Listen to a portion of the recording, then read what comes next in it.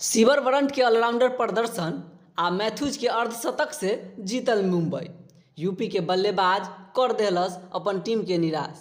तो सबसे पहले नमस्कार प्रणाम तमाम भोजपुरिया क्रिकेट के दर्शक लोगन। आज चर्चा में हमारे साथ फिर से जुड़ गए बारन हमारे मित्र पांडे जी।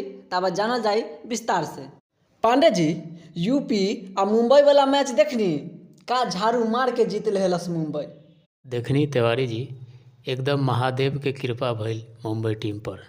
यूपी के हालत ऐसा हो गई रहे जैसे ब्याह में पकौड़ी खाए बिना बारात लौट जाएला। एकदम सही कहनी पांडे जी। नट सीवर वारंट तो पूरा तांडव मचा देले रहे। पहले तो बॉलिंग में महाकाल बन गेल रहे यूपी खातिर। 4 गो ओवर में 3 गो विकेट झटक देले रहे। बैटिंग में भी शानदार 13 गो चौका ठोक के 75 रन मार देले रहे। ऐसा ऑलराउंडर प्रदर्शन देख के यूपी के खिलाड़ी पसीना पसीना हो गेल रही। तिवारी जी, हेली मैथ्यूज भी कम न रही। 59 रन ठोक के बोली, लो भैया अब गेम ओवर समझो। यूपी के बॉलर बस हाथ जोड़ के देखत रह गई। पांडे जी, बेचारा यूपी वॉरियर्स उनकर हाल तो ओह नए बुलेट वाला आदमी जैसन हो गई रहे जे पेट्रोल डलवावे के भूल जाला। ग्रेस हैरिस बढ़िया खेललस। 26 गो गेंदा पर 45 रन मारले रहे। बिरिंदा दिनेश भी अपन टीम खातिर 33 रन बनैले।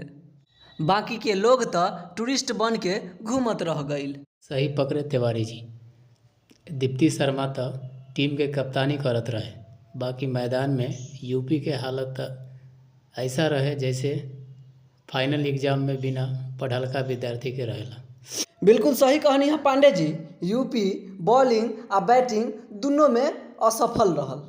कप्तान दीप्ति शर्मा आ सोफिया एकल्स्टन के छोड़ के केहू एको गो विकेट न ले पौलस।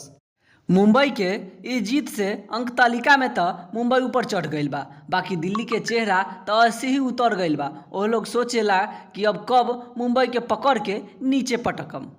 सही कहनी। हरमनप्रीत कौर के टीम अब एकदम जोश में बा।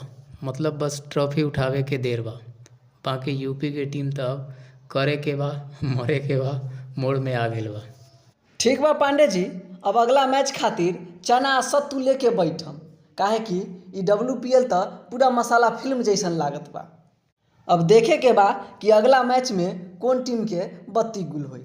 आप लोगन अपन राय कमेंट में लिखी आ चैनल के सब्सक्राइब करके अपन सपोर्ट दिखाई। क्रिकेट के हर चर्चा अपडेट खातिर यही जगह पर मिलते रही। धन्यवाद।